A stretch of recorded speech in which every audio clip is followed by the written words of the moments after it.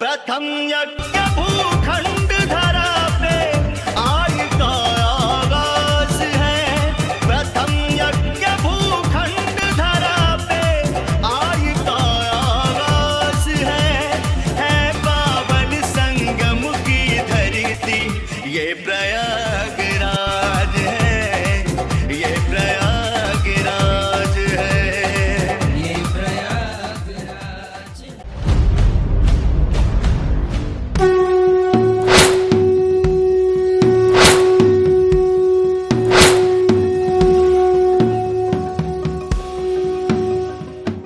दिन 11वां, प्रयागराज से वाराणसी।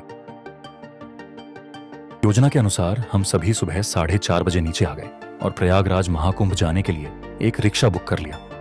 इतनी सुबह होने के बावजूद महाकुंभ की वजह से चारों ओर काफी भीड़ थी। संगम से पहले सभी वाहनों को 2 किलोमीटर पहले ही रोक दिया गया था। रिक्शा वाले ने हमें वहीं उतार दिया और अब हमें पैदल आगे जा रहे थे। संगम की ओर जाते हुए तरह तरह के भव्य महाद्वार नजर आ रहे थे जो अलग अलग स्नान घाटों तक पहुंचने का रास्ता दिखा रहे थे। सामने भक्तों का सागर था, हर कोई संगम की ओर बढ़ रहा था। रिक्शा वाले ने सही कहा था, यहां पर 24 घंटे लोग स्नान के लिए आते हैं। कुछ लोग संगम में स्नान करके वापस लौट रहे थे, जबकि कुछ हमारे जैसे लोग स्नान करने के लिए बढ़ रहे थे। पूजा की थालियां, गंगा जल के लिए छोटी छोटी मटकी और अन्य पूजन सामग्री की दुकानें रास्ते पर थीं। हम पूछते पूछते संगम द्वार की ओर आ पहुंचे। वहां पर भक्तों का सागर उमड़ा हुआ था। हर दिशा में श्रद्धालुओं की भीड़ थी जो गंगा, यमुना और सरस्वती के संगम पर स्नान करने के लिए भक्ति के साथ आगे बढ़ रहे थे। हम तट के किनारे किनारे चल रहे थे। बहुत से लोग किनारे पर ही स्नान कर रहे थे, पानी में डुबकी लगाकर अपनी श्रद्धा व्यक्त कर रहे थे। लेकिन हमारा उद्देश्य था कि हम नाव के जरिए त्रिवेणी संगम के बीचों बीच जाएं और वहीं पर स्नान करें, जहां तीनों पवित्र नदियों का वास्तविक संगम होता है। जो अपने से बिछड़ गए थे वे मदद केंद्र पर जाकर स्पीकर से रो रो कर अपने अपनों को पुकार रहे थे। कुंभ के मेले में बिछड़ने की बात सिर्फ फिल्मों में सुनी थी, लेकिन आज इसे अपनी आंखों के सामने सच होता देख रहे थे। कुछ आगे बढ़ने पर हमने एक नाव बुक कर ली और उसकी ओर बढ़ने लगे। किनारे पर प्लास्टिक के बने एक छोटे से अस्थायी रास्ते से नाव तक जाना था। जैसे ही किनारे से उस पर छलांग लगाई, वह डगमगाने लगा। खुद का संतुलन बनाना वहां पर काफी मुश्किल था। हमारी नाव काफी आगे खड़ी थी। एक नाव से दूसरी नाव पर कदम रखते हुए हम आखिरकार हमारे नाव तक पहुंच गए। हम सब नाव में बैठ गए और संगम की ओर बढ़ने लगे।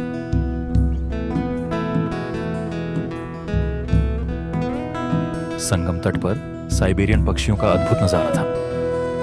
लोग नावों से इन पक्षियों को दाना डाल रहे थे और पक्षियों के झुंड गंगा के पानी के ऊपर मंडरा रहे थे। कुंभ मेला तो हर 12 साल में आता है, लेकिन इस बार का अनुभव खास था। हम खुद को बेहद भाग्यशाली महसूस कर रहे थे, क्योंकि यह महाकुंभ था जो हर 144 साल बाद आयोजित होता है। इस ऐतिहासिक और पवित्र स्नान का हिस्सा बनना हमारे लिए एक यादगार अवसर था। कुछ देर बाद हमारी नाव संगम तट पर पहुंची। ठंडी हवाओं के बीच संगम का पानी बर्फ जैसा ठंडा महसूस हो रहा था। एक एक करके हमने श्रद्धा और भक्ति के साथ संगम के पवित्र जल में डुबकी लगाई। यह क्षण मन, शरीर और आत्मा को शुद्ध करने का समय था।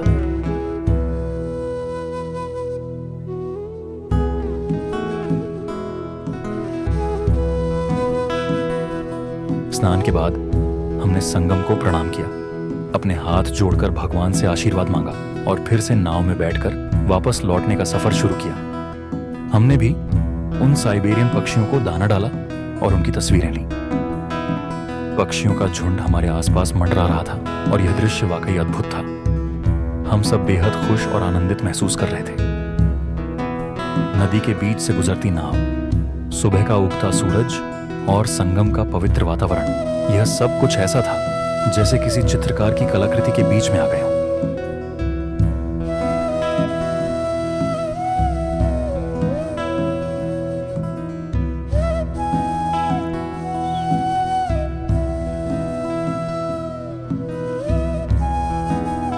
नाविक ने हमें धीरे धीरे जहां से नाव में बैठे थे उस जगह से दूर ले जाकर एक और किनारे पर छोड़ दिया।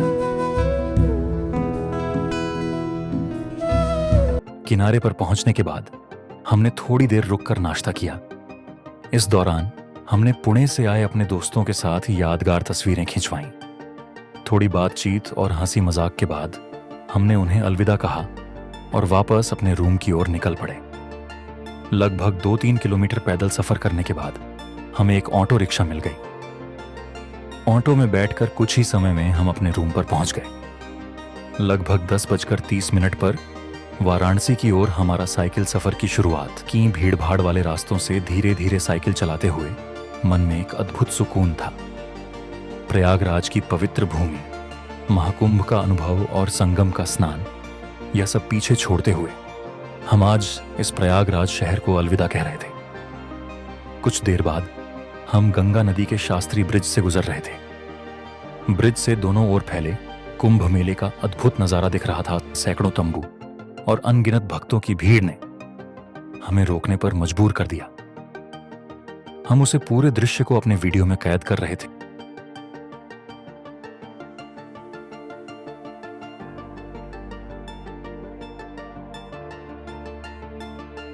यहां से अयोध्या सिर्फ 160 किलोमीटर की दूरी पर थी, लेकिन वाराणसी जाने की हमारी प्रबल इच्छा ने हमें अपना सफर लंबा करने पर मजबूर कर दिया। इसलिए हमने तय किया कि पहले वाराणसी जाएंगे और वहां से अयोध्या की ओर बढ़ेंगे। इस तरह हमारे सफर में 300 किलोमीटर से भी ज्यादा अतिरिक्त साइकिल सफर होने वाला था। आज प्रयागराज से वाराणसी 120 किलोमीटर का रास्ता काफी बड़ा और भीड़भाड़ वाला था। कल अयोध्या के लंबे सफर पर निकलना था और काशी विश्वनाथ के दर्शन कल संभव नहीं हो पाते, इसलिए आज किसी भी हालत में दर्शन करना जरूरी था। रास्ते में हमने कुछ हल्का फुल्का छटपटा खाया और बिना समय गंवाए अपना सफर सीधे वाराणसी की ओर जारी रखा।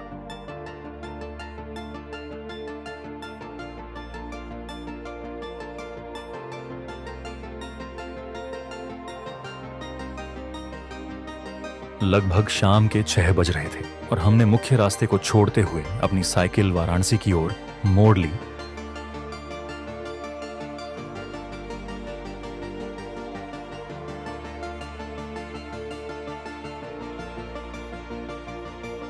अंधेरा पूरी तरह से छा चुका था और हम वाराणसी में ठहरने के लिए रूम की तलाश कर रहे थे।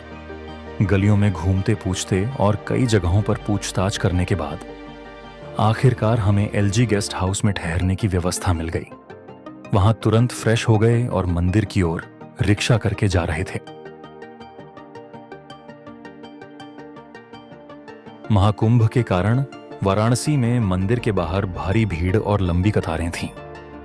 टिकट कार्यालय में पूछताछ पर पता चला कि लाइन में खड़ा होना ही एकमात्र विकल्प था।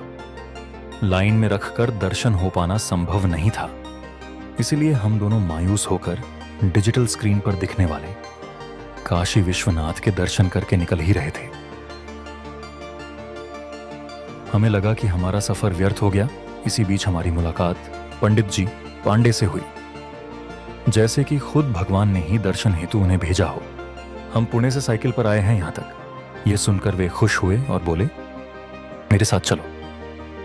मंदिर में कैमरा और मोबाइल ले जाना मना था, इसलिए हमने उन्हें सुरक्षित जगह पर रख दिया और पंडित जी के साथ अंदर चले गए। कड़ी सुरक्षा के बीच उन्होंने हमें सीधे मंदिर के अंदर पहुंचाया और काशी विश्वेश्वर के दिव्य दर्शन कराए। हरि ओम शानन्दमानन्दवने वसन्तम् आनन्दकन्दं हतपापविन्दं वाराणसीनाथमनाथनाथं श्रीविश्वनाथं शरणं प्रपद्ये। जैसा कि काशी विश्वनाथ में दो भक्तगण साइकिल से यात्रा करते हुए हमें मिले और यह दोनों लोग सज्जन साइकिल से पूरा प्रयागराज से काशी, काशी से फिर अयोध्या, अयोध्या से फिर इनका अंतिम पड़ाव गोरखपुर। और देखते ही बड़ा मन में एकदम भाव ऐसा आ गया कि जैसे बाबा के एकदम बिल्कुल ये लोग भगत वास्तव में साक्षात बाबा के स्वरूप में आ गए। तो हमको इन लोगों ने बताया अपनी बातें, तो हमें भी ऐसे लोगों को दर्शन कराने का सौभाग्य प्राप्त हुआ। और बाबा विश्वनाथ से, माँ अन्नपूर्णा से और काशी के समस्त देवी देवताओं से मेरी प्रार्थना है इन लोगों की यात्रा सफलतापूर्वक और निर्विघ्नता से संपन्न हो। ये आगे भी ऐसे ही अच्छे कार्य करते रहें और सभी जनमानस इनसे प्रेरित होंगे, ऐसी आशा करता हूँ। पुनः इन लोगों को शुभाशीष। नमः पार्वती पतये, हर हर महादेव। दर्शन के बाद हमने पंडित जी से बातचीत की और उनका आशीर्वाद लिया। बिना किसी अपेक्षा के उन्होंने स्नेहपूर्वक कहा, जब आप दोनों अयोध्या जाएं तो हमारा प्रणाम अवश्य कहना। उसके बाद हमने वहां के कुछ चटपटे समोसे का स्वाद लिया और मशहूर बनारसी पान खाया।